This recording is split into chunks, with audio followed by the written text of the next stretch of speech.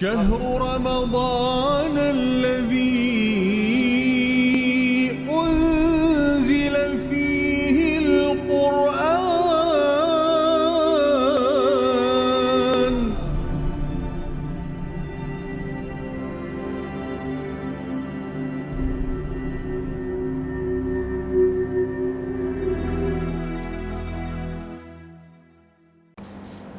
أعوذ بالله من الشيطان الرجيم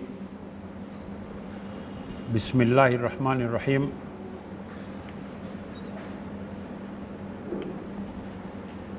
الحمد لله رب العالمين والصلاة والسلام على سيد المرسلين أبي القاسم محمد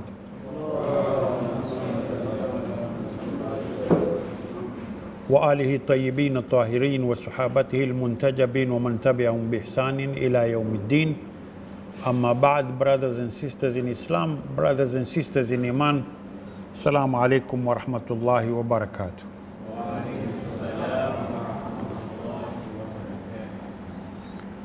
Today is another beautiful day, Al-Khamis, 15th, if I'm not wrong, of Ramadan, 16th of Ramadan. But this is my last day, my last lecture with you.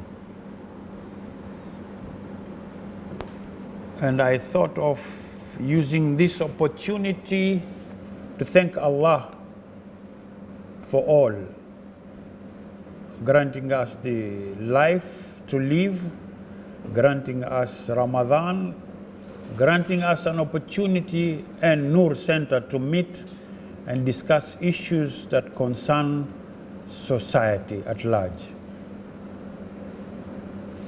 It is my sincere hope that both those who invited me and you who attended my lectures are satisfied with what we've been discussing or with what we've been elaborating on. The issue was globalization and its effect on society, and though the time was little, I hope in my brief lectures I satisfied your minds and hearts, and my sincere hope is that you understood what I was trying to warn you against, and you have enlightened yourselves with what we've been discussing for the last 16 days. Tonight I thought of not going into lecturing you about anything, but giving you this opportunity to discuss with me in terms of question and answer. Maybe you have things that you think you should ask and you don't have enough time to ask, or didn't have enough time to ask. So I thought of using this opportunity to be receptive to your questions, and I'd answer that which I can answer. If I need time, I'd say, no, I need time to go through that and answer after I've found out enough time. And that which I cannot answer, I'll say, no, I cannot answer this, I don't have knowledge about it. So please feel free. Let's do something like a discussion of question and answer. Maybe, as some brothers have always told me while we were doing this, is, okay, we've talked about problems, so what are the solutions? And things like that. Please feel free. Whoever wants to ask me anything on the subject, I'm available, I'm here. We have almost 40 minutes to talk about it. Tafadhali, anyone with a question?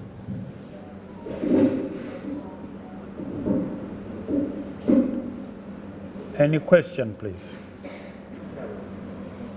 Kuna mtu ana swali, tafadhali? Yeah. Feel free, flexible. Kama naona English ngumu. Okay. First, I'd like to Thank you for what you have preached us for these 15 days. Uh, my questions is about the solutions of an effect of globalization.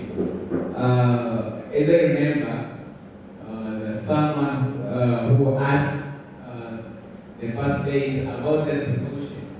Yeah? He wanted you to suggest the ways using it we can protect the effects, the bad effects of globalization.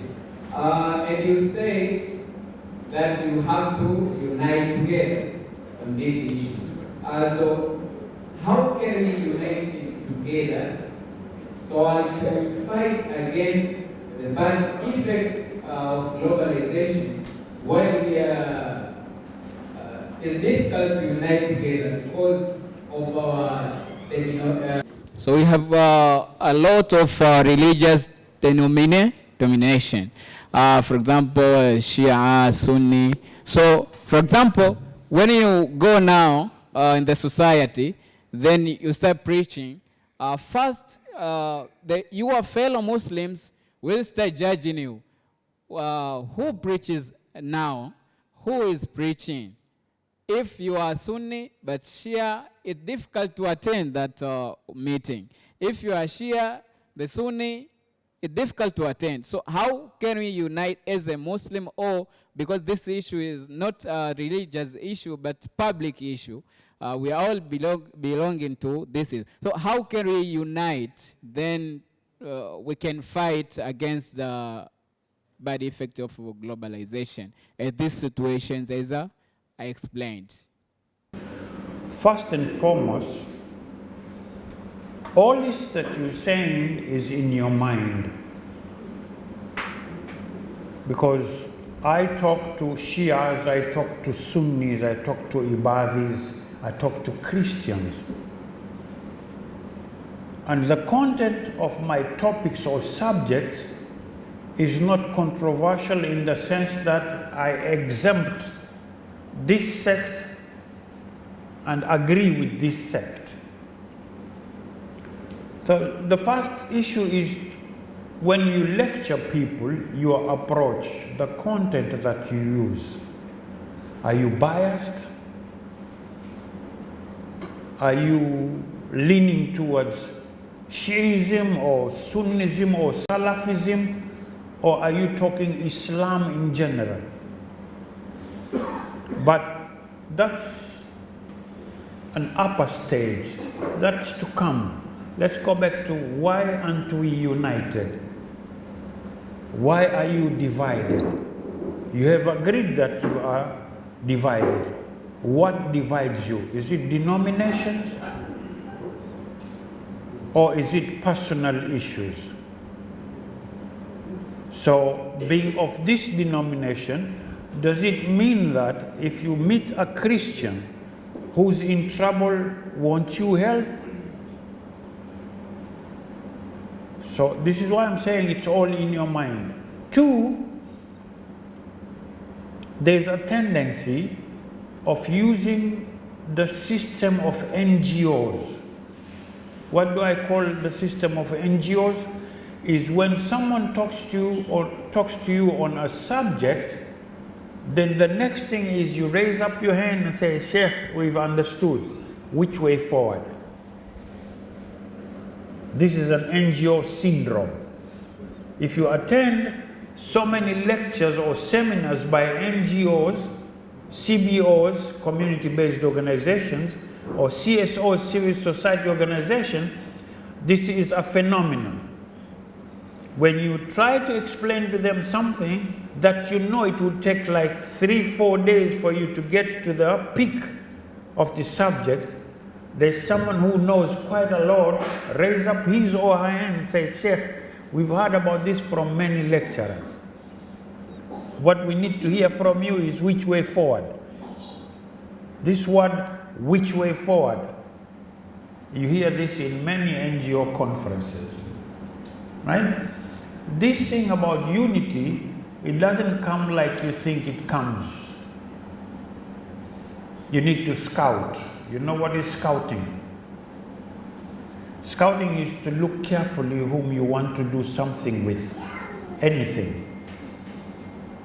Sometimes you feel like you should do this with someone you went to university with. But apart from the knowledge and education he or she has, she doesn't have the capacity, or he doesn't have the capacity of perseverance.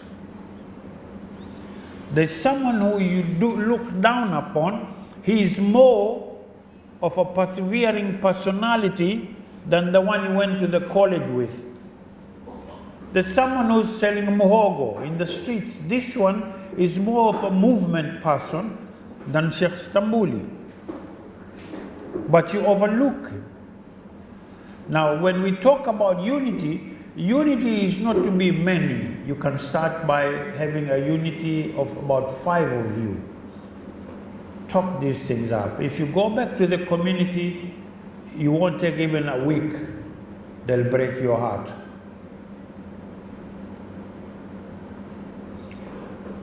What I was seeing for the past 15, 16 days, I see a very resourceful group here. What you need is guidance. And you have your own misgivings. But when you are focused on what you want to do, your personal issues don't count. And this is where mainly we fail. We go in anything with a package of our own personal issues. I am so and so, my tribe is like this, my ethnic community is this. I don't see eye to eye with anyone from that ethnic group.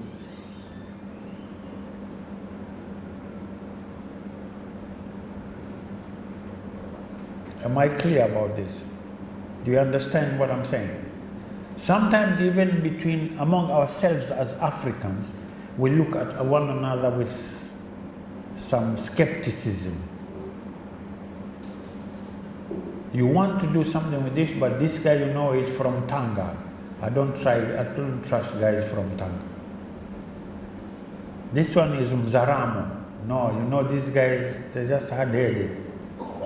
Now, these are personal baggages that you come into organizations with.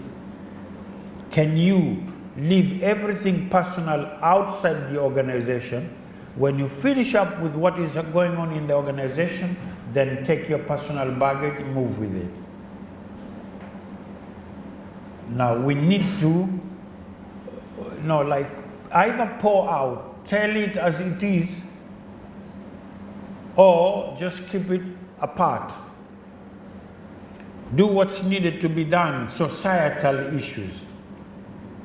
And then pick your baggage, move with it wherever you want to go with it. So unity of purpose. We have a purpose. This is what unified us. This is what brought unity among us. Now anything other than that purpose doesn't count. This is the beginning. This is the beginning channel. I don't like this guy because of this. This is out of question. It should come into this unity. You don't know these guys, they are like this? No, this doesn't count. What do we want to do? We want to inform the masses.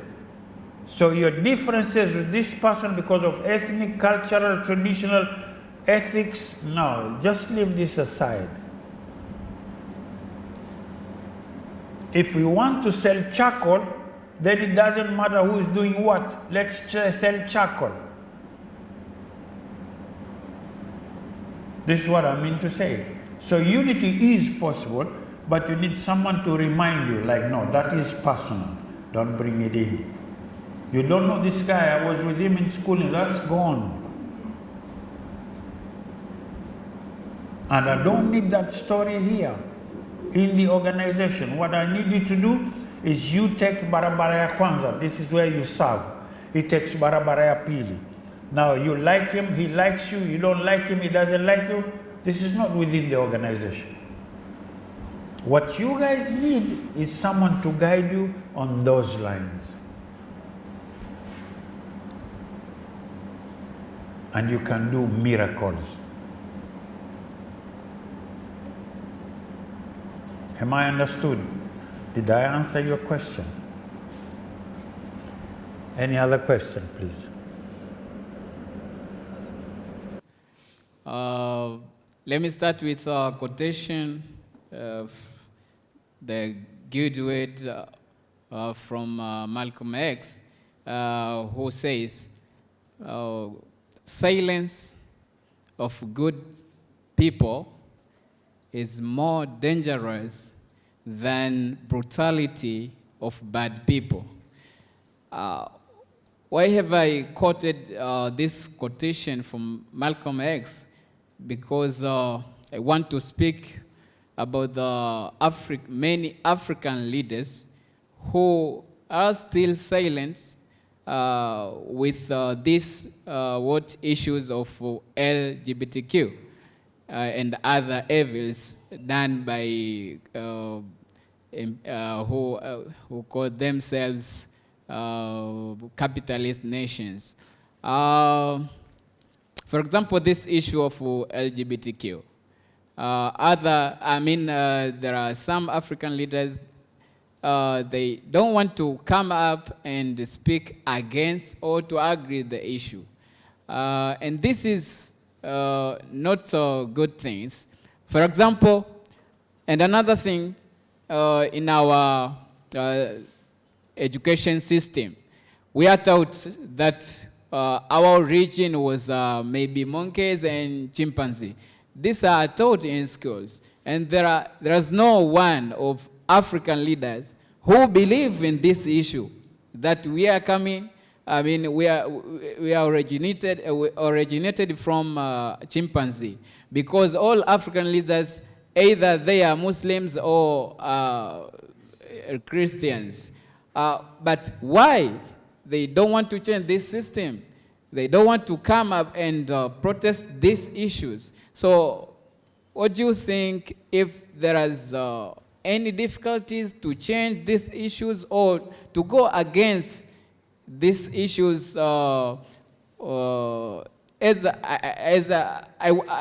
can say an effect of globalization? All these issues of LGBTQ and bad systems of our educations, such as this, we are taught in bad things and not incorrect things. So what is difficulties to change this system and to protest this? Let me start with the saying about Malcolm X. There's a saying that says, if talking is silver, silence is gold. There are some things that if you talk, the one who wants you to talk had some doubts. When you talk, the doubt is gone. Another saying goes like this: it is better to remain silent and appear a fool than to talk and remove all doubt. So not everything you need to talk.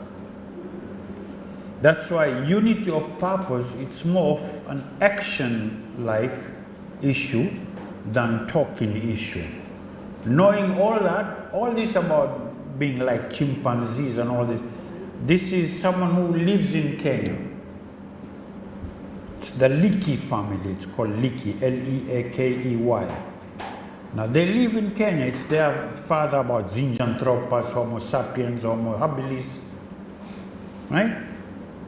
But these are Zionists, we know them, like me, I know who they are. They're atheists, they don't even believe in Allah, or God if you like.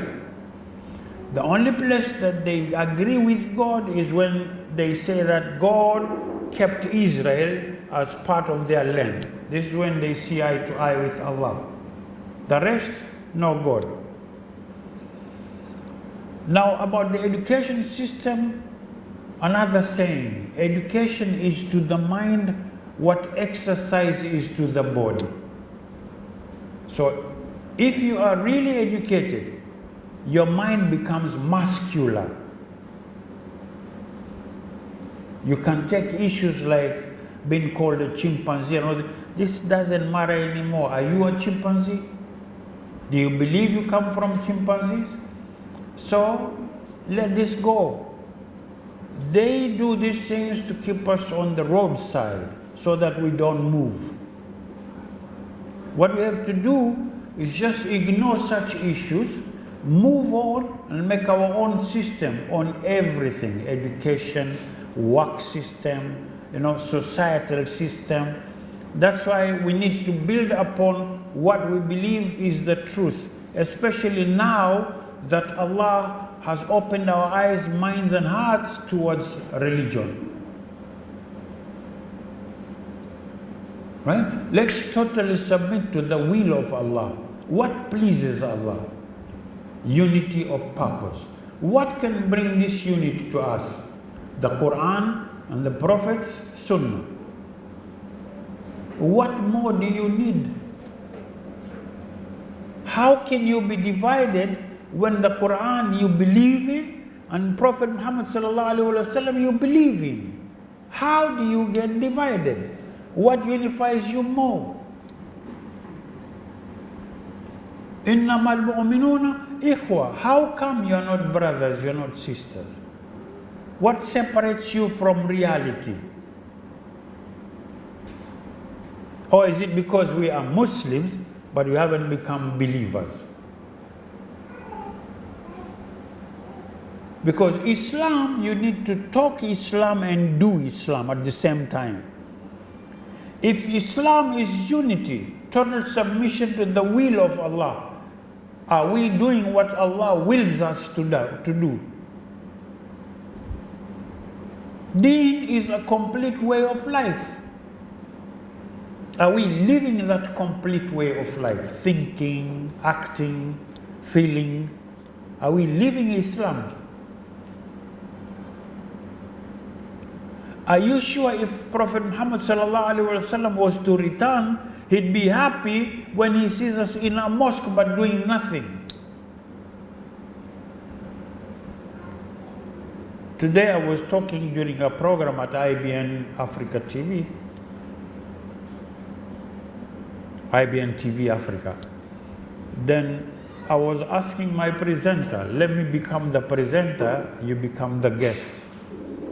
We were talking about a point on waqf property. Then I gave him examples of waqf in Mombasa. We have waqf property that have nightclubs on it. A very famous nightclub in Mombasa is waqf property. The land is waqf property. There are waqf properties that are lost. So I was assuring him, I'm sure in Dar es Salaam there are similar cases. But the problem is Muslims don't know which property belongs to Waqf. Then he told me that recently there is a new committee that's been nominated to take care of these issues and bring out a report about it. I said, this is what you'll find out. Now, Waqf property is either Waqf Ahli or Waqf Khairi. Ahli is for the people who belong to that family. Khairi is for everyone. You can either pay imams, those who do the adhan, you can either put things that are being used or pay bill for water in the mosque. But would Allah be annoyed if you use waqf to look and take care of orphans and widows? Why don't the widows in Islam, or orphans, or the physically challenged, the disabled, the old, why don't they go to the Waqf office and be provided with cards for ration so that you go to the shop and get food for the whole month? Then I answered it like, no, it's because Muslims don't even know that this thing belongs to them. Same as all these public amenities. You have an estate, any place here, that you call this is government estate. No, this is your estate. Government doesn't have no estate. This is a government school. No, This is your school. It's a public school. Shule ya Umma. Estate ya Umma. Doesn't belong to government. But you've been cooked, you've been molded mentally. You've been made to think that this belongs to the government. It doesn't belong to you. So system of education, if it's wrong, when you organize yourselves, you have a committee that's looking at education. You have a committee that looks at health issues. You have a committee that looks at the disabled. You have a committee that looks at widows. This is organizing yourselves. It's not structures, it's not offices, it's not buildings, it's you. So start with what's easy. Keep clean where you're living. Do you sweep outside where you live? Let's say I live in this house. Is the outside of this house clean as it should be, as Islam says it should be? Can we come to your room and see how you're living?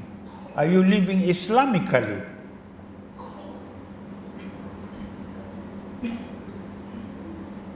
Or is Islam an ethnic group now? You become like being a Khoja or being a Swahili or being a. Is this what Islam is all about? So when I talk about getting organized, this is where it comes in. I know your head tells you like, okay, but which way forward? Okay, we organize ourselves, but which way forward? Now you want an example? I tell you, you see in London there's this group and that group, in Iran there's this group. And no. Leave what you see in front of your eyes. Can't you be like a community-based organization, a CBO, that looks after your own community? Don't look at anyone else. Don't look at Khojas. Look at your own selves. How can you help your own community? Sisters, mothers, grandmas, grandpas. What are you doing for them? Does it need money? Without money, can't you help? Can't you go to any old man's house, dry clean for him or her? Make the room look clean. Give something that you have, little. Buy unga for her. Buy a jiko for her. Try this. Only one old woman or old man. Only one. Try one. Now look at how many you are. Right? 100 shillings each. Tanzanian shillings, 100. How much can you get from this crowd? Try, give to another sister whom you work with. Tell her, please go give this to that grandma. Don't tell her where it's coming from. But look at her face. How joyful it would be. Just unga and jiko and mafuta kidogo chumvi and sukari. Give, check, for trial basis. Now, can't you afford to do a bigger thing for her or someone else? Go take that disabled person who moves by crawling on land. Wash him, put him good clothes, not new, but good clothes, clean one. Look at his face. And look at the faces of the people that see you doing this. Take the advantage of those who are very rebellious within the community when they see you doing this without money. Can't you afford to buy sabuni to dry clean someone's clothes? Can't you afford to give a shirt that you don't use no more? Now, you don't have to have a big company. You don't have to have an office like Noor Center. Try small where you're living. You don't know people who are poor, who can't afford life as you do. Change their way of thinking. Sometimes it just takes sweet talk, no money. Talk to him and he quits smoking bangi or he quits doing whatever crime he's doing. And be humble. That's Islam. Because if you take yourself up, Allah will take you down. But if you go down, Allah will bring you up. So which one is better for you? going up and be brought down, or going down and then Allah lifts you and brings you up. So after unity, then go down. Check what Allah does. Sometimes you don't even know there's someone who's checking you, and you are not aware that that guy can change your life forever. This is the problem. When we talk about organizing ourselves, we think about doing something big for everyone to see. No, the big thing starts small. Now start without anything. Thus change one person's life. And when you start, it doesn't end there. Promise him that every weekend we'll be coming to do the same.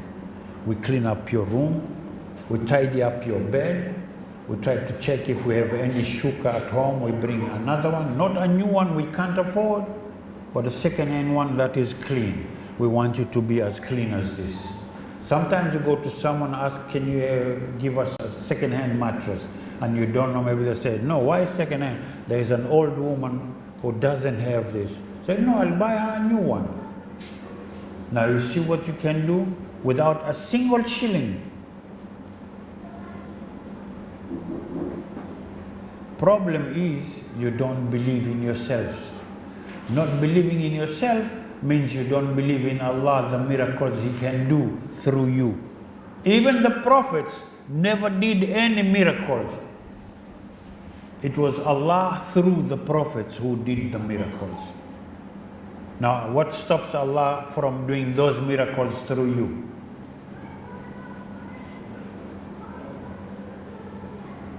Don't believe me, try and see the changes. Next time I come, say, Sheikh, you told us. We did it and it's now like this. You'll be having offices, cars, motorbikes and all this. Start zero. Don't have this thinking about, no, if we have to start, then we have to have at least a second-hand car that would move around border. No, start without anything. And if you start getting, then just buy a bicycle first. Because border and cars have to be maintained. If you don't have income generating projects, how can you maintain them? Dedicate yourself into helping those in your community who are less fortunate and see what Allah does. If you give him this, Allah gives you this. This is His promise, not mine. When it comes to education, this, what we are doing here, is education. You don't have to be on a blackboard.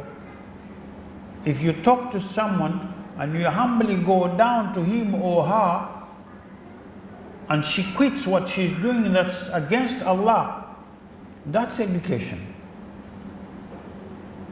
And Allah will open up doors for you. Will bring in, enlightenment in you. Slowly, and you'd come up. Most of us in low-income houses, we know what we go through. It's not easy. I understand your point of view. It's not that easy. But it doesn't need money to do anything. It needs dedication and a true, clean spirit, and everything goes.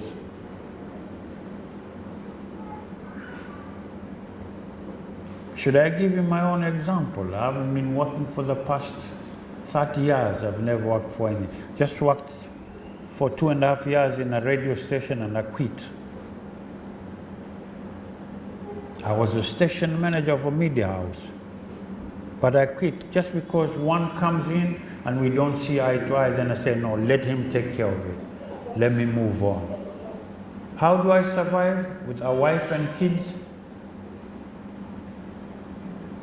That's all with Allah. Now I'm telling you something that I'm sure of. If you start and you're clean towards one another, no one can stop. No one can stop, even if they try. Now come out of that cocoon that we need to have this to be able to do this. You can do everything without anything, only if you are with Allah. He is the mighty, and He bless you greatly and abundantly. Am I clear? Understood? Any other question? Swali langu linarudi mwanzoni pia, ambapo pia umekuwa ukiendelea kulizungumzia hilo swala kuhusu exploitation ambayo ilifanywa na westerners kipindi wanakuja Africa. Kuzungumzia Portuguese namna gani wale exploit Africa, especially upande wa hii pwani. Tukazungumzia miaka 200 karibuni mfululizo walikuwa wanafanya exploitation hapa Afrika, na zaidi ya hapo, na mpaka leo pia bado wanafanya exploitation. Na nafikiri matatizo mengi ambayo Afrika yanaikumba, Tanzania ikiwemo, ni kupitia yale mambo ikawa imepelekea widening gap ambao tukawa tumeacha mbali sana kiuchumi. Kitu ambacho tunasoma kwenye baadhi ya history, tunaambiwa kwamba inaonekana zamani Afrika ilikuwa na uchumi wake ambao ulikuwa ukijiendesha wenyewe, na kuna baadhi ya vitu walikuwa wamefika mbali kiasi ambacho hata Europe na baadhi ya sehemu za western wakawa pia wanakuja kuchukua baadhi ya teknolojia kutoka Afrika. Maana yake kulikuwa na kiasi fulani cha uchumi ambacho kipo juu. So langu ni kwamba kama hali iko hivi, maana yake sisi tunaachwa kiuchumi mbali sana, kitu ambacho kinatufanya tushindwe hata kujiendesha katika baadhi ya mambo yetu. Sometimes vitu vibaya vinakuja, tunashindwa kuvikataa moja kwa moja kwa sababu ya uchumi wetu hatujiwezi. Unakuta viongozi wanaona jambo sio zuri, lakini wanashindwa kulikataa kwa sababu ya uchumi. Wanaogopea labda vikwazo na mambo kama yapo. Sasa swali langu kwa uzoefu wako na pia ujuzi wako uliokuwa nao, nini labda kama Tanzania au Afrika tufanye ili tujaribu kupunguza ile gap, okay? Yani tuje katika uhalisia, tuache yale mambo ya vitabu, ili tupunguze ile gap ambalo lipo. Nafikiri kama tutakuwa na uchumi ambao utakuwa imara, hasa inawezekana mambo mengine yote yakaja kwa mepesi sana. Lakini kama uchumi wetu unatetereka, tutasema tutajitahidi tufanye umoja, lakini kuna sehemu tena tutakwama kwa sababu hatuna nguvu ya kiuchumi. Tutulio kikwazo kimoja basi tumedondoka. So what should we do so that we can Tatizo liko hapo.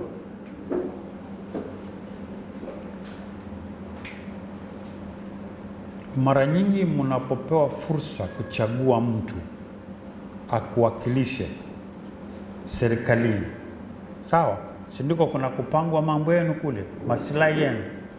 Sasa mnapochagua, kuna suala nyinyi hamjiulizi, huyu anakwenda kuniwakilisha mimi kule au huyu ni mwakilishi wa kule huku kwetu?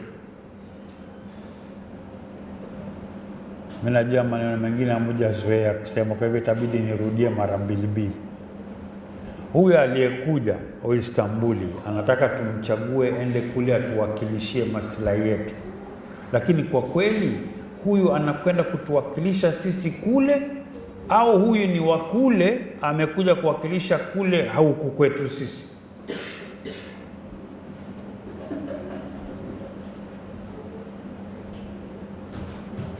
Kutoka tupate uhuru, watu waliokuwa wako mstari ya mbele kwenye kutetea uhuru, wazee hawakujua kwamba hawa ni wawakilishi wa wale wanaoondoka huku kwetu, si wawakilishi wetu kule. Lakini walikuwa wanajua, kwa sababu kawaida mnapenda mtu anayekuja kuambia maneno mnayopenda kusikia, si mnayopaswa kusikia. Hili ndio tofauti. Mara nyingi mkija kama hivi, you like to listen to what you love to hear, not what you are supposed to hear. Tumeelewana? Kwa hivyo huwa mnapenda kuambiwa maneno. Kama nimekuja hapa, unategemea kuna mtu amumpendi serikalini, niponde tu, mtakuwa mnaangaliana, huyu jamaa mwisho huyu, utafikiri kaambiwa yani. Lakini nikiwa najidai kama siyajui anaotokea, mimi nikizungumza na nyinyi mnapaswa kuambiwa, mtaanza kupungua mmoja mwendezeni. Na ulimwengu tuko sasa si ulimwengu wa kuja kuambiwa mnaopenda kusikia, huwa mnalemazwa kifikra. Mnapaswa kuambiwa mambo kama mnaweza kuyachukua au mwezi. Ukweli ni huo, kama hamtasikia leo, baada ya miaka 5, 10, 20 utaangaliana na mwenzio kama bado mko hai. Kwa unakumbuka siku fulani tulikwenda tukimsikiza ule Stambuli ule, si haya mambo sasa yanatokea.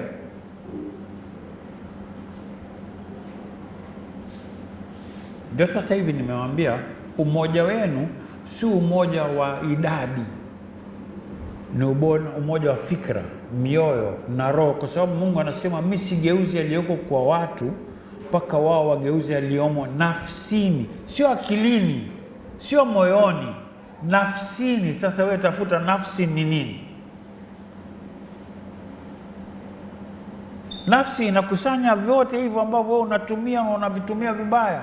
Unavitumia vibaya kwa sababu ya ghadhabu, frustration.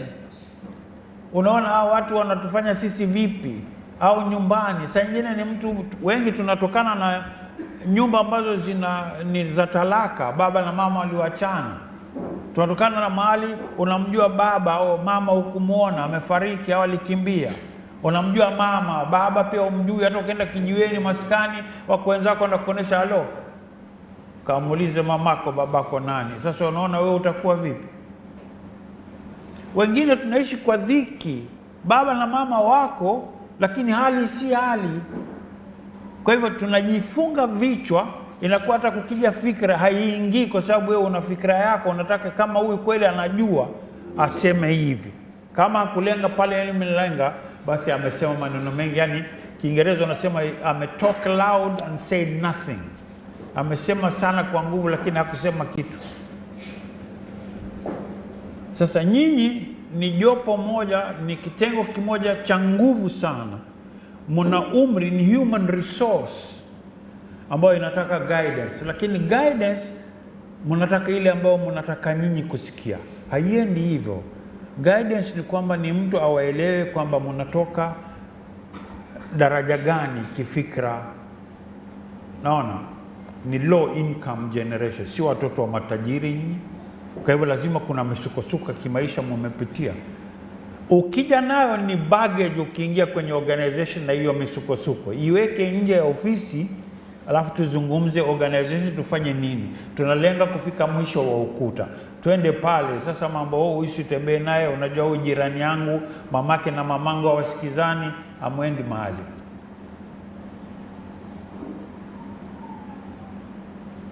Mamake huyu kisha kutukana, anamtukana mamangu. Sasa inakuhusu nini wewe? Na mamako hajamjibu. Hata yeye pia anasema mamako alimjibu mamake siku moja, ndio na yeye asikizane na wewe. Sasa ikiwa hivi tutakwenda wapi? Kuna mtu ambaye tunaishi maisha haya, tunaishi watukanani nyumbani. Sasa ndio nikatoa mfano katika mtaa mnaoishi, kama hawa pengine wanaishi mtaa mmoja, hawa mwingine. Sasa tuanze mtaa wa hawa, mtu mmoja hivi tumlenge, tumsaidie bila nduru, bila pesa. Ni mzee, twende tumuoshe nguo, ni tuchanga wenyewe pesa za sabuni na maji. Tumuoshe nguo, watu waone tu vijana wanafanya nini, tunamuoshea nini papo, tunamwanikia mpaka tunazikunja au tunapiga pasi, tunampa clean. Sasa nyinyi mliofanya, muangalie huyo mliomfanyia sura yake inavyokuwa wakati mkija na mnapoondoka. Kama unaweza beba kamera alafu mkae muziangalie mlipompa na mlipokuja, mkimwa mkuu alivyokuwa amekunja sura. Sasa mkiondoka mkimpa nguo safi na mmemtandikia, mmetoa mashuka yenu nyumbani, mmeomba kina dada wengine wana mashuka 10, umetoa moja moja, mmempa yule mama na masha mama hizi, na wiki ijayo tunakuja tunakufanyia tena, tunakutandikia nyingine hizi, tunafua.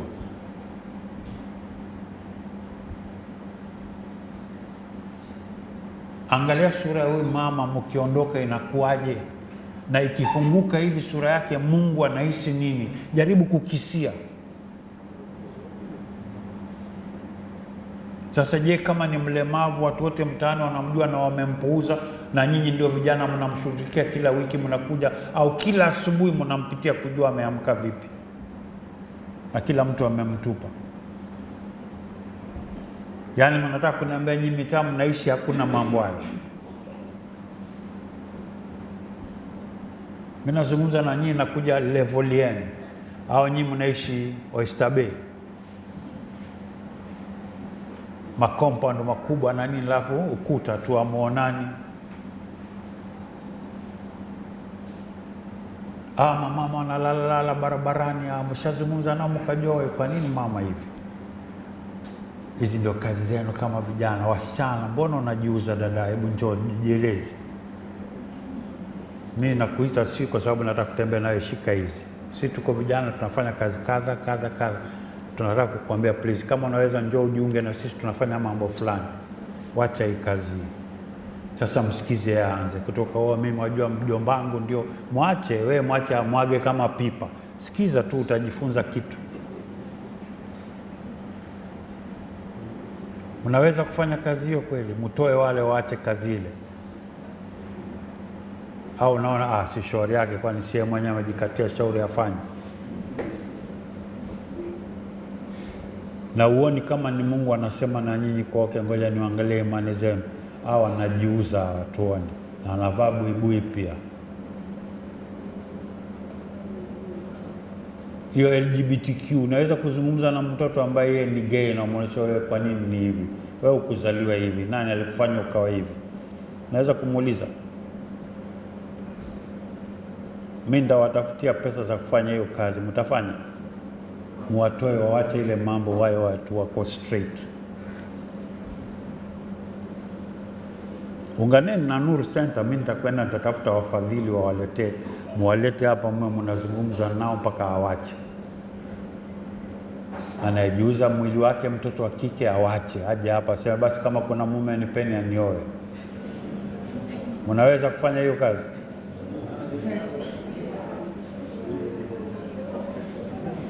Mbona inawachekesha sasa? Mimi nitatafuta wafadhili hata Kenya.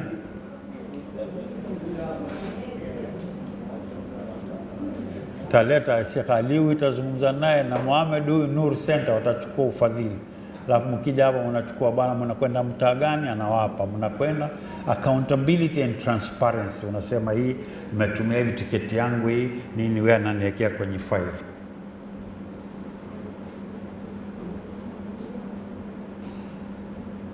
Small micro enterprise, mama ntilie, mnaweza watafuta kisasa wasaidiwe, apewe bandali moja ya unga, jerrycan ya mafuta, karai jipya, jiko, awache yale ambao wanapikia kama miaka 10.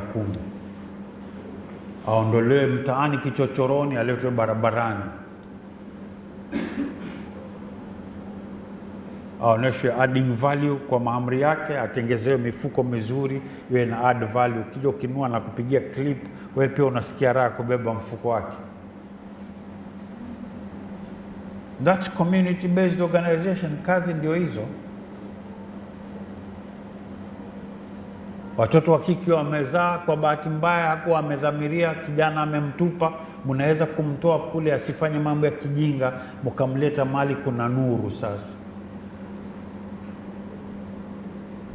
kama mko tayari, zungumzeni nao, mimi nitazungumza nao.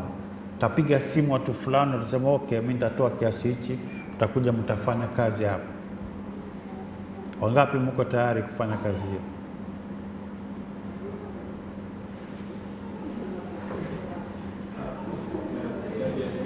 Si mchezo, mimi nawaambia kweli. Sifanyi na nyinyi mchezo, msione ati mimi na joke.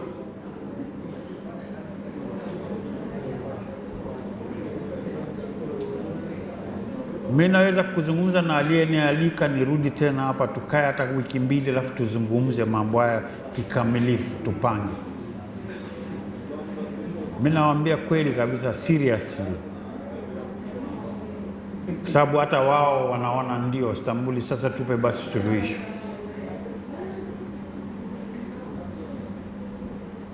Unaona ni rahisi, mama amefiliwa na mume ambaye ameishi naye miaka 35 au 40.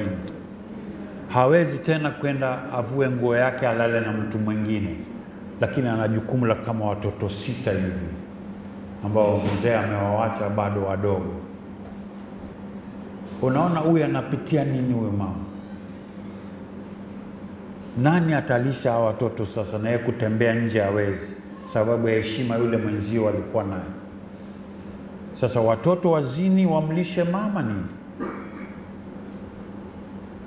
Sasa misikiti inafanya kazi gani? bila kujali madhehebu. Nionyeshe mimi misikiti ambayo inalisha watoto kama hao na mama yao, na pengine mume wake mlikuwa mkiswali naye msikiti mmoja miaka yote mpaka alifariki, mlimswalia hapo kwenu, alafu ikawa hamumjui tena. Khatibu wa kila Ijumaa hawakumbushi kwamba kuna mwenzetu yule alifariki, watoto wake. Imamu wa msikiti pia hawakumbushi. Kuna wangapi mmewatupa na mlikuwa nao? Unajua familia zao zinakula nini sasa? Sasa Uislamu wetu ni kukiadhiniwa twende mbio msikitini tu, kukumbushana swala basi. Na mnaona Mungu anafikiri kama sisi.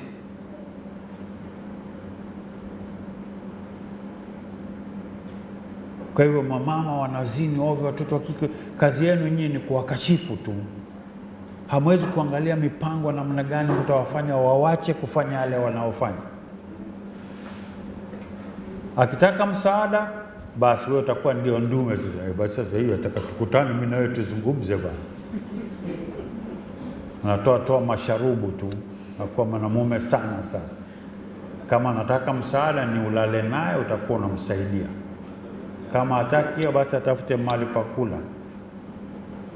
Ndio anakuuliza sasa, na Mungu nao malaika nawaambia ambao wanachukua notes, unaona ripoti gani zinakwenda kuhusu sisi kwa Mungu?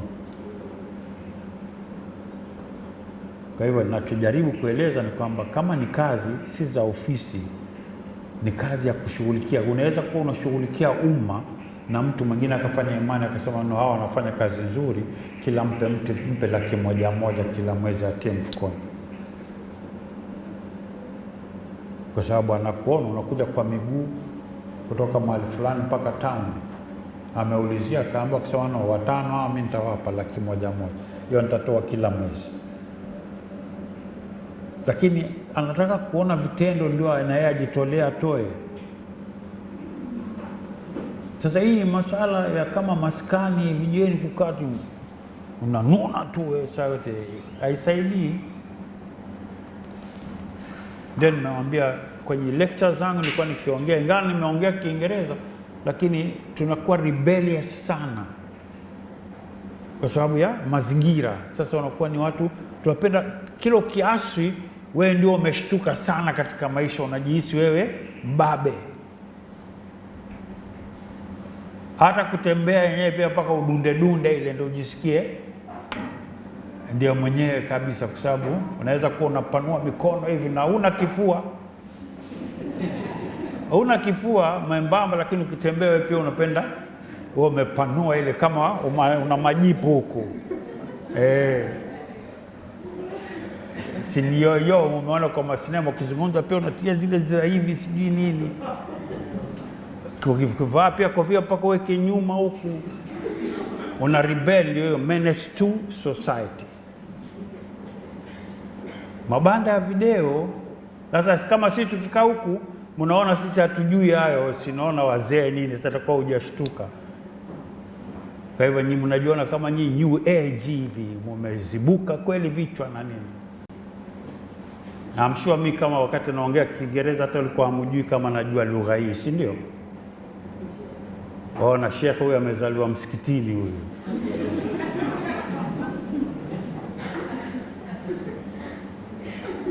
Sasa hii ndio naona kumbe anajua mambo yetu kweli huyu.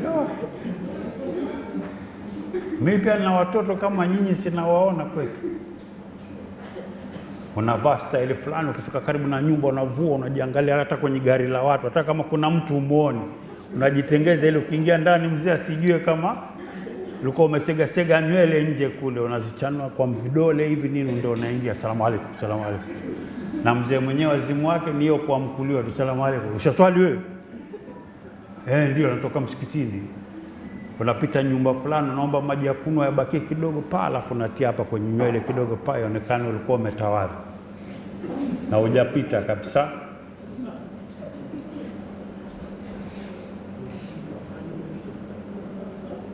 Mnaweza change lakini mna need guidance. Na mtu anawa guide hataki awe shekhe sana. Atakana awe yuko huku lakini na nyinyi anawajua. Sababu nyinyi ni generation moja imeleleka kwa namna ya kipekee. Ngoma, filamu. Sasa Sheikh, unajua wanaangalia nini? Unajua wanasikiza nini? Sisi tumesikiza kina Morogoro Jazz, kina Baraka Mwishe, Jamhuri Jazz, Nuta, kina Muidini Chongo. Nyinyi msikiza Mbosso, Diamond, Alikiba. Sasa manyimbo yenu nyinyi ni yale ya kisasa, hata video zenu mpaka ucheze kama style ya ngono ndio itauza nyimbo yako. Sasa na ikuja kuzungumza na nyinyi mpaka wajue kwa khalfia hiyo, background hiyo, kwamba nyinyi mumepikika hivi. Sasa mnatumia sana smile face ile kuficha nini umeficha nyuma ya hiyo smiling face.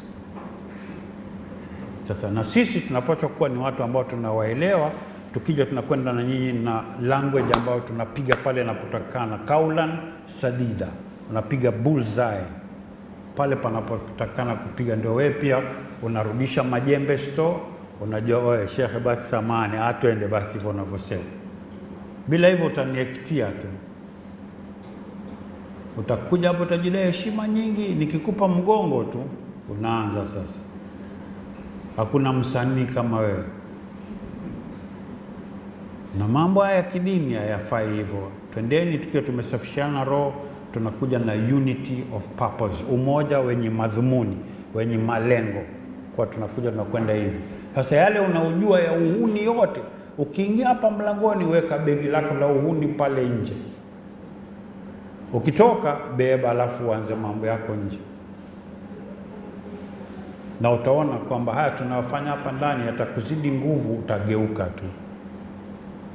Hata nyumbani watafurahi kwa mashallah, kutoka anze kwenda kule Nur Center. Siku hizi kidogo namuona abadilika. Hiyo ndio lengo. Na madamu shani promise baadhi yenu mnataka kweli kufanya hiyo, Sheikh Ali huyu na Muhammad huyu tutazungumza, alafu mimi najua wapi nitabonyeza wapi na wapi, watapata habari, watawaeleza kwamba jamani, wale mliosema mweza kufanya hivi, ule mradi ufadhili umekuja. Njooni tuanze. Na sianze Dar es Salaam, lengeni sehemu fulani, hao watano tuwatoe hao kwanza. Sio mara hawa wakikataa unakwenda kule sijui wapi Libya Street. Anza hawa, usikushinde, nataka kupima na hao watano, waache kuja hapa. Wataanza kichalichali, watahepa, watafanyia kule, alafu wao wenyewe watakupigia simu, kaka hebu njoo tuongee. Nenda. Hivi unajua tu tulipoondoka kule sio ati tuliacha, tulikuja kujifichia huku, lakini sasa hivi mimi naona yale maneno mnatuambia ni kweli. Sasa pale mnafaulu. Watoeni, wakitoka waleteni Nur Center na wao waoneshe na yule ni mwenzetu.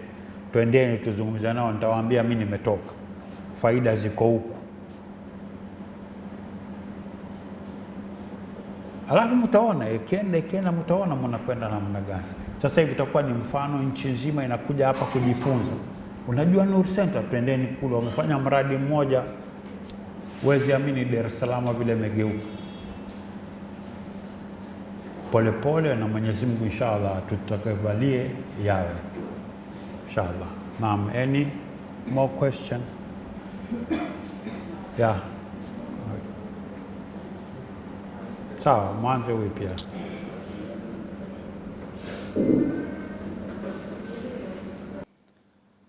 Swali langu ni kwamba umezungumzia masuala kumkomboa kijana kutoka katika shughuli mbalimbali anazozifanya, especially hizo tabia mbaya, kwa mfano kama watoto wa kike wanaojiuza na watoto wa kiume wanaofanya mapenzi ya jinsia moja. Lakini swali langu ni kwamba kwenye speech yako umewahi kuzungumza kwamba wale watu wanaotaka vile vitu vitokee wametoa pesa nyingi sana kuhakikisha lile jambo linafanikiwa katika ulimwengu.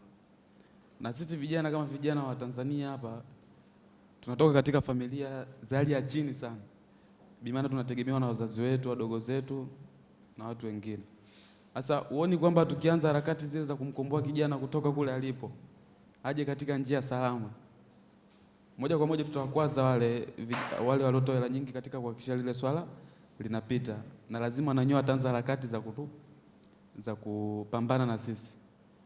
Uone kwamba kitakuwa ni chanzo cha sisi kupoteza maisha na kurudi kwenye hali ngumu za familia zetu?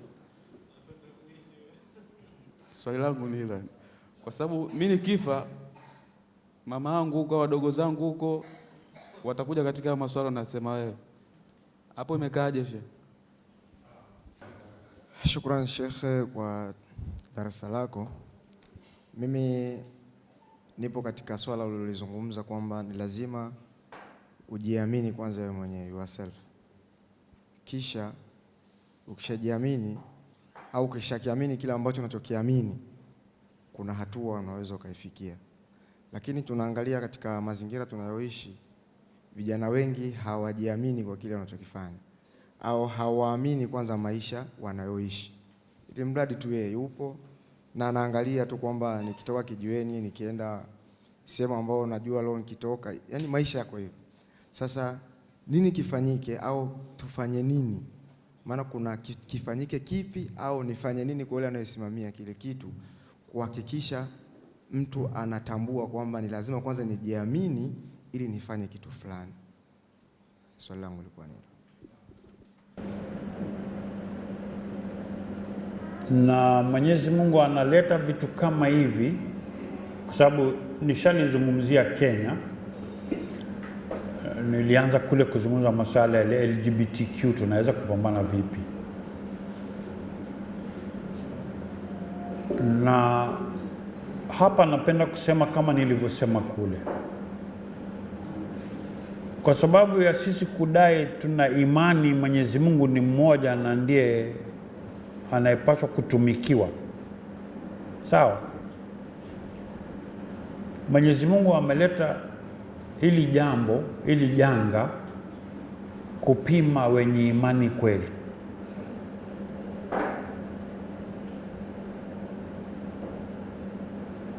Swala langu, nani anakubali kufeli ili Mungu aone leo huyu muongo kumbe?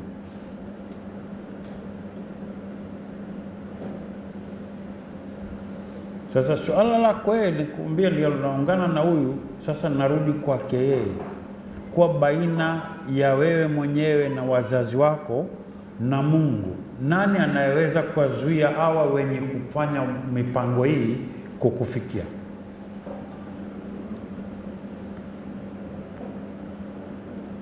Wao na hakika kama unataka kumtekelezea Mungu hiyo kazi, atawawacha wakufikie? Au humwamini kama anaweza kukulinda na wale na pesa zao wasikufikie? Sasa mimi nafika paka hapa, mimi nalala hoteli pale peke yangu. Kwani unafikiri wao hawajui? Inaweza kuwa sasa hivi wananiangalia live. Unaona ningetoka hapa nikafika hoteli. Sasa mambo mengine ndio nikakwambia kwamba lazima uwe na akili pana. Na nawaambia nataka tena ili zame kwenye akili yenu. Ili janga ni Mungu analiacha kupima anayeamini kweli.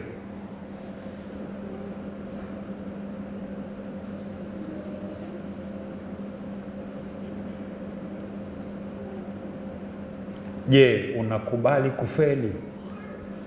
Na akikasirika yeye, nani atakusaidia? Nani atamkinga asikuadhibu? Nani anaweza zuia Mungu hapa asiadhibu mmoja wetu?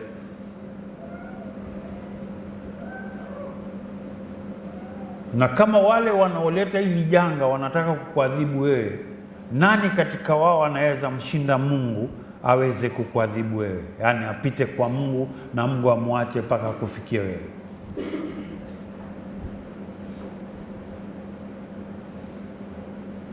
Sasa si masuala ya aina ya dunia, maisha yetu tunavyoishi, ni kitu imani.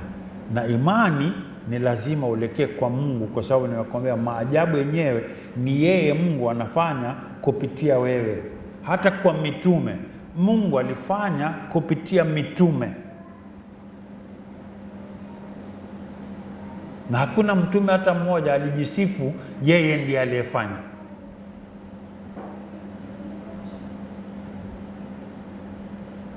Sasa kama imani yenu kweli mnamwamini Mungu na si ya vita, yataki vita, si ni kuzungumza, oe wacha hiyo dada, kakangu wacha hii, si hali nzuri. Sasa na yakiwa ni nia yako, Mungu atafanya yale mambo kupitia wewe, si wewe utakayefanya. Nia yako iwe safi kwamba wataka kumtekelezea Mungu kazi yake. Sasa janga la LGBTQ analiacha linasambaa kwa hali kubwa, kwa sababu anataka kupima haya, wale mlikuwa mnajidai mnaniamini kila siku, sasa nataka waona imani yenu, twendeni. Kwani yeye mwenyewe anashindwa kuwazuia pumzi wote wale asubuhi kawa hakuna tena? Unaona sasa pale mumepikwa mpaka mumechelewa kufahamu. Si Mungu anasema na wakikuuliza waambie niko karibu kuliko mshipa wao wa maisha. Sasa kwenye wale hayuko.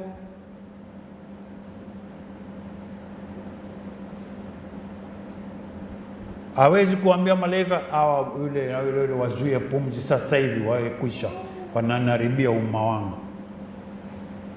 Na kama anawawacha anampima nani sasa?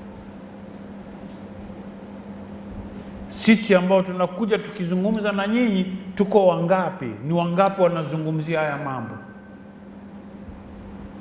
Nini kinawazuia kuzungumza na kitakuja umiza umma wote bila kujali dini, kabila, rangi wala eneo unalotoka?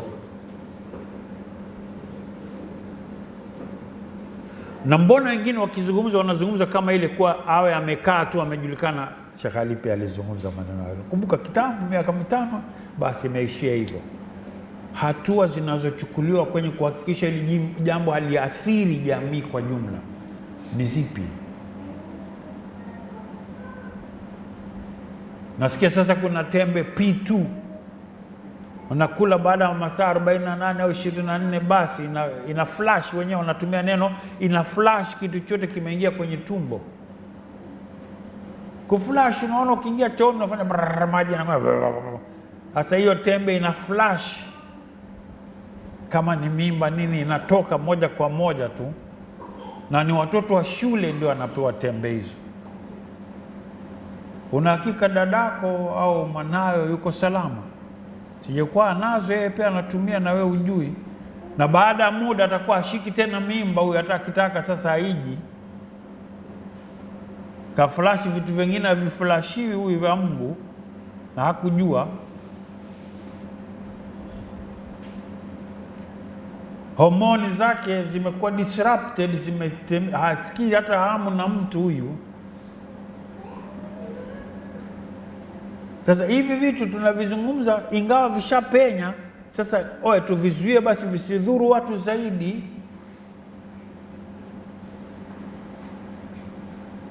Wale wametaasisisha maisha yao, sasa wanatupiga kitaasisi. Sisi hatuna hata za kuwatambua kwamba ni hawa, hakuna hata taasisi hizo. Sisi ni watu wa kulipuka tu, yakija kama basi takbir Allah, takbir Allah basi. Na slogan hazibadilishi kitu. Ndio nikawaambia jamani, tujiorganize, tuwe ni watu sasa tuna mikakati na mipango, lakini zaidi kwanza ni kifikra, tunataarifishana, we inform one another. After some time ile information ikija kwa kila mtu kama ninavyojua mimi na nyinyi mnajua, then which way forward? Sasa to move. Hatua ya kwanza tujaribu kujikata kwa makundi, ili naangalia mambo ya elimu tu. Kuna wenzetu wanasoma lakini wazee wao hawana, namna gani tutawasaidia? Hawa ni afya, kuna watu wazima, kuna watoto wengine akizaliwa tu anaugua ugonjwa mbaya sana, mamake hana uwezo huyu, tutamfanyia nini? Kuna hawa sasa wanaharibika na hujui ni nini. Ndio nakwambia, akisema mjombangu ndio kaanza kunihashiri mimi, sasa hasara gani mimi kujiuza kwa huyu? Yule alikuwa analala na mimi na hanipi kitu, kajidaa na imani, kanichukua kwa mama sister yake tu, mamangu dadake tu, ananifanya hivi.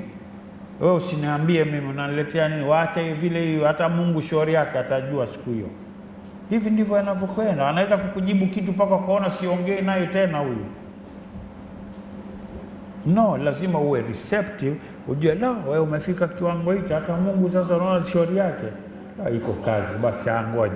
Sasa unarudi unazungumza na mtu ambaye kakuzidi akili na maarifa, unamrudia tena, dala sorry kama nimekosea jana, samahani, hebu njoo, mimi nakuelewa ni. Sasa wanamtuliza, ndio unakuwa receptive kwa kama uko na mengine mwaga tena. sababu kwake ni nafuu, kwake ni nafuu sana. Sasa wewe ukijitolea ile kuwa kama pipa ili amwage kwako, wewe hujui unamsaidia kiasi gani yule. Alafu kuna siku yeye sasa atakutafuta yeye kwa, oe kaka njoo, samahani kama nimekukosea. Siku nyingine mpaka mwenyewe nilikaa nikafikiria ndio yule kaka, lakini nimemkosea kweli. Sasa hapo ushaanza kumpata. Sasa nenda naye, haichukui kwa ukisema kesho inakuwa wewe nani. Watu wameambiwa na Mungu na wanajua Mungu utakaa bana, kama ni kunichoma ni siku hiyo. Kwani hizi zinaa Mungu si amesema sipendi usizini? Sasa ukizima taa na yeye pia haoni. Wewe uoni gizani, Mungu pia haoni. Mbona wanafanya? Sasa wakati unafanya hilo tendo, akimwambia malaika yule mnyime pumzi sasa hivi ajue kama mimi niko, utaweza? Na sio namuona vile yuko na hikma, hakunyimi pumzi, anakuachilia tu. Wanakuja, alafu siku ya akhera, siku hiyo kutapigwa tarumbeta hiyo, utasema mpaka jina la babu yako siku hiyo. Kweli mimi umenisahau, kweli mimi babu yangu alikuwa mzee Nassir, babake Sheikh Abdillahi na nini. Ambo lo, ngoja basi. Bwana asema babake Sheikh Abdillahi. Yeye bwana amwambie yule malaika, wewe tunachezeana. Mwambie simjui.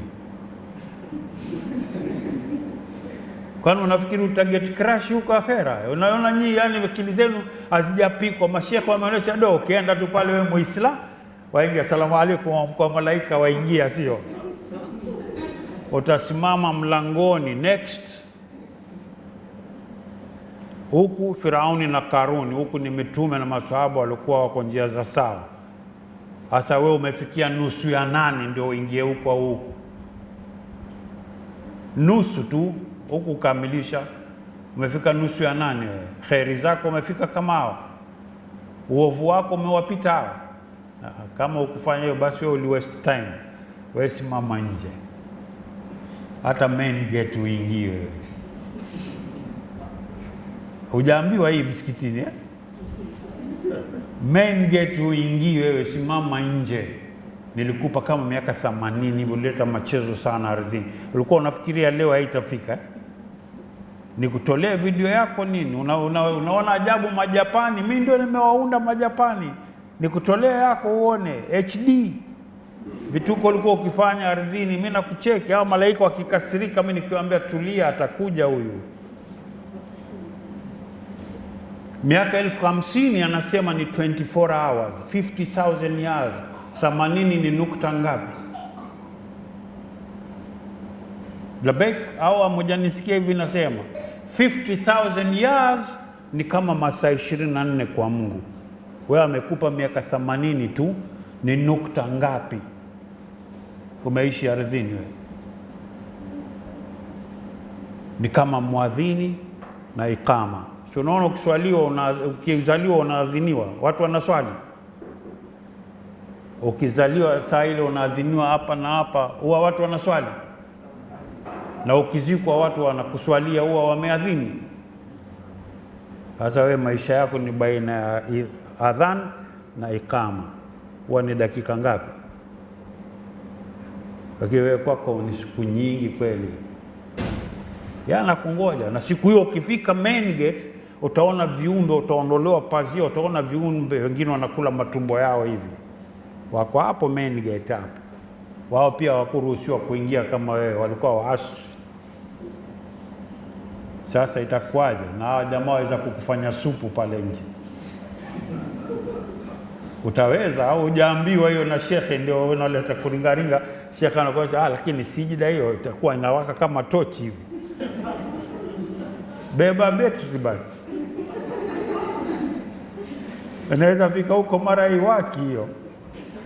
Umeisugua sana na jiwe huku Saa nyingi inshallah Mwenyezi Mungu atatuweka kwenye njia iliyonyooka inshallah. Shukran sana za dhati kwa kuja kila siku mkanipa moyo, na mimi inshallah Mwenyezi Mungu atatujaza sote kwa haya ambayo yametokea, na inshallah tutakabalie nia zetu yawe mambo ambayo yatamridhisha yeye, sio tutaridhika sisi. Asanteni sana, mwe na Ramadhani njema na inshallah Idi njema mpaka tutakapokutana tena. Assalamu alaikum wa rahmatullahi wa barakatuh.